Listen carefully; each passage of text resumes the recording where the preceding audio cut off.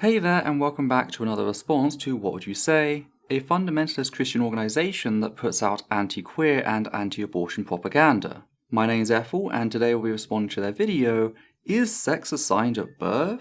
But before we can get to that, I just need to give a content warning for the following topics: Intersexphobia, Transphobia, sexism, suicide, gender identity conversion efforts, and genital mutilation. So with that done, let's get down to business, starting as What Would You Say always do, with a scenario. So take it away, Joseph. So you're having a conversation with someone and they tell you that sex is not a fixed part of a person's identity, but something that is merely assigned at birth.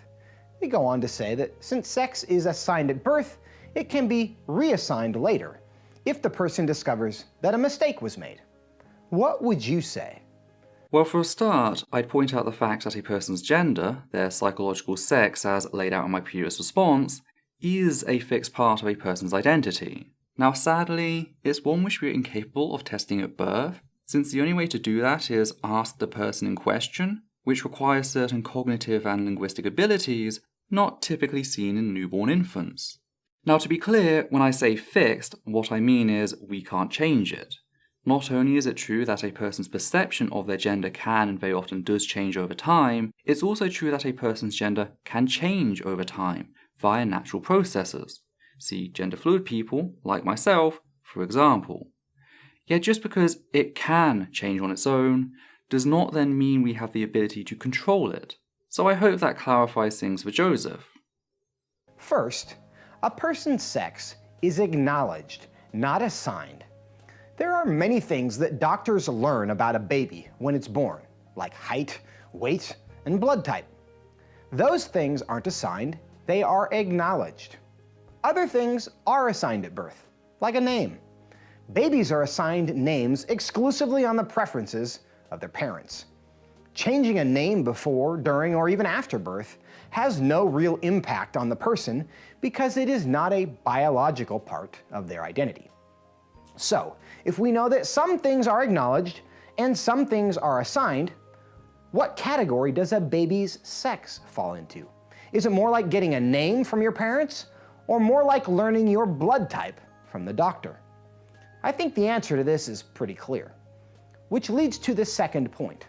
Except, out of all the sexual characteristics that exist, including chromosomes, genitalia, hormones, internal reproductive organs, gamete type, and gender, the only one a doctor takes into consideration whilst assigning a person's sex is their genitals.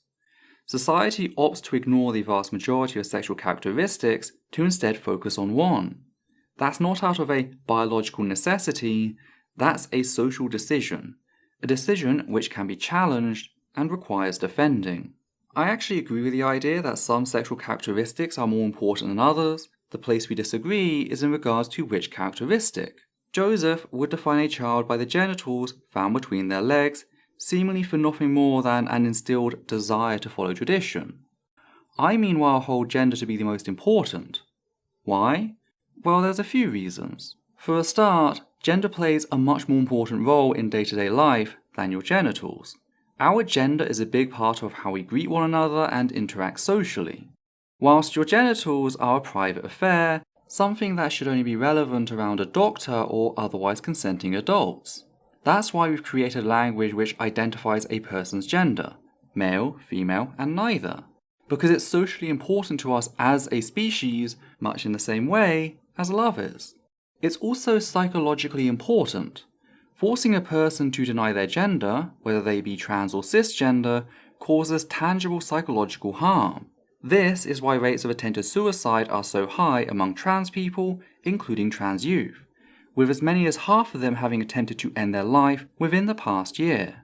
Meanwhile, when you let a trans child live as their gender, the depression and anxiety caused by societal rejection and hostility that in turn results in said attempted suicide vanishes completely.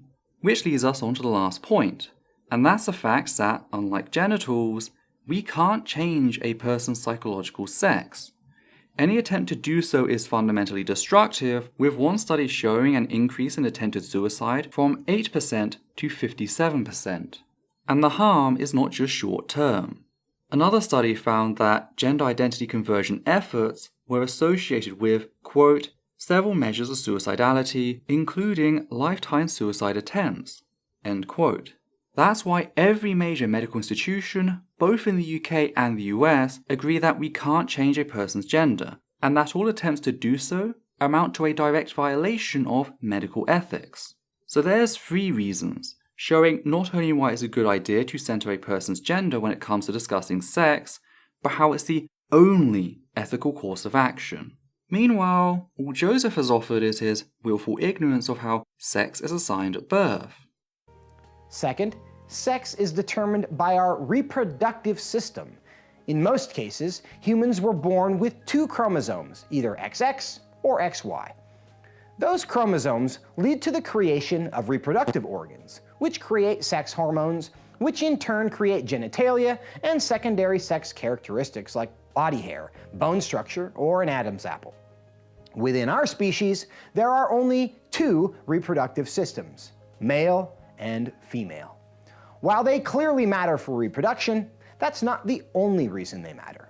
Men and women differ in how their brains operate, how they solve problems, what diseases they are susceptible to, and so much more. And here we have another instance of agree yet disagree. Because whilst I hold gender to have a biological basis in the brain, I am a materialist after all, I don't hold to the sexist notion of gender essentialism. That is, I reject the idea that a person's gender dictates their interests and abilities. The only thing your psychological sex dictates is your gender.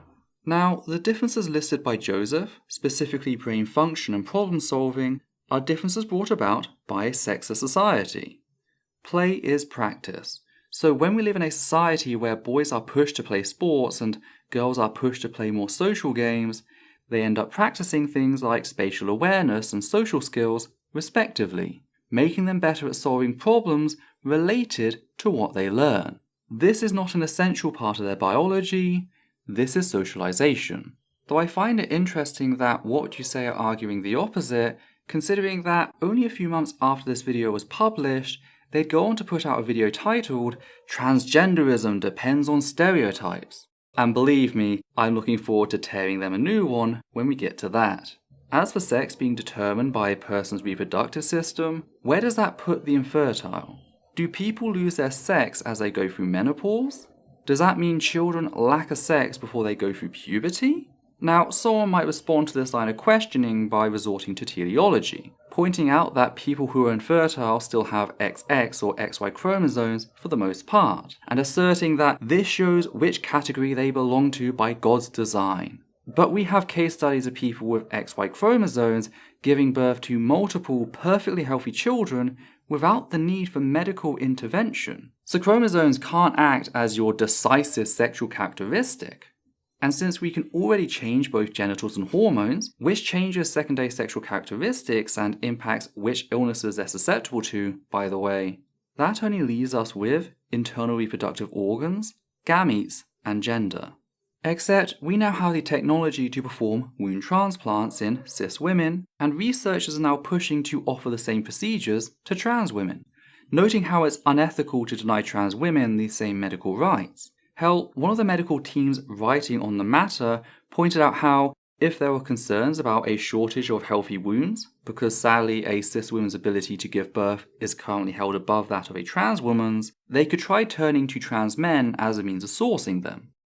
As for gametes, we're not that far off developing in vitro gametogenesis, or IVG, a process by which doctors can create a gamete, so a sperm or egg cell, from a tissue sample, regardless of which gamete the individual naturally produces. Such a process will allow, as an example, 2 cis gay men to have a child that has genes from both parents, at which point gametes sort of become obsolete, since nature doesn't care how something reproduces. So that just leaves us gender, meaning this argument not only fails to hold itself up, it's also living on borrowed time. Sadly, Joseph attempts to address the existence of intersex people, albeit in a rather insulting fashion. But some people are intersex, you say. This is true, which leads to the third point. Third, Disorders of sexual development don't create new categories of sex. Not every person's reproductive system develops neatly along a male or female path, but that does not mean that they are not male or female. Some people are born without limbs. Others are born blind. Disorders of sexual development are not evidence of a new sex category any more than disorders of the cardiac or respiratory systems are evidence of new kinds of hearts or lungs. A baby born with ambiguous genitalia is not evidence of a new sex within the human species. How do we know this? Because the disorders of sexual development do not create a new chromosome, a new sex hormone, or a new type of genitalia. They have not replaced the need for male or female, nor have they found a new way to reproduce. They are simply evidence that sometimes our bodies don't develop or function as designed. But let's be honest, we're all evidence of that in our own ways, aren't we? First of all, it's differences in sexual development, not disorder. A disorder in medicine strictly refers to something which has an intrinsically negative impact upon the life of the individual, which most of the variants classed as DSDs do not. Elevated hormone levels, an enlarged clitoris, mosaic XY chromosomes. People with these and many similar sexual variations live perfectly healthy lives without any medical intervention whatsoever. Just see the example given earlier. In fact, the official estimates for the number of intersex people have to calculate for significant undercounting, as many never find out that they're intersex. That's how benign these variations are. This is why terms such as variations in sexual characteristics, VSC, and diverse sexual development, which allows us to keep the initialization, DSD, are being forwarded as more accurate alternatives, largely at the request of the intersex community. As for intersex people creating new categories, that is a straw man argument in that nobody is making it. What intersex people demonstrate is that sex is a multifaceted spectrum without clear boundaries. That's why the Intersex Society of North America created the Phallometer, a visual representation of actual medical guidelines that detail when an infant should be mutilated, just so the infant's genitals conform to societal norms. These lines lack so-called objective justification, making them and the very borders of sex arbitrary by very definition. Because sex as a category is a human creation. Nature is not neat, it's not beholden to the arbitrary rules of Joseph's religion. It's messy, and that is fine. It's also okay for us to note general clustering and create labels to describe that clustering. That's not a problem either. The problem comes when people start acting as if everyone who doesn't conform to that reductionist worldview is somehow broken and thus needs fixing, whether that person be trans or intersex. That's the extent of the horror here. Joseph is willing to push a false narrative that has been used historically to legitimize medical atrocities against intersex people, all because their existence is incontrovertible evidence that vaporizes his Christian worldview upon contact. So it really goes to show not simply the willful ignorance that is paraded about by groups like What Would You Say and the Chuck Colson Center for Christian Worldview, but the moral depravity at the core of it. But I guess that's not exactly something new. I know a lot of the points covered in today's video were also touched upon in my first response to What Would You Say and their video about how transgender activists apparently see sex and gender, but there were just a few extra things I wanted to touch upon, and there was also a tighter focus to this video, so I still wanted to go ahead and make this one anyway. Thankfully, I get the feeling that the videos going forward will be more varied. So I'll see you next time as we go on to tackle myths surrounding the topic of gender confirmation surgery. If you have any questions or criticism, do post them below. Just know that abuse won't make it through. If you appreciate what we do here on the channel, do know that you can support us via Patreon. On that note, we'd just like to thank the following patrons: Matthew Kovac, Hannah Banghart, Sororian Katie, Keynes, Cthulhu, Gerrit Van Vorst, Steve Corbin, Sosh Daniels, and Justin Allen. And for myself, Udito and Levi, take care now.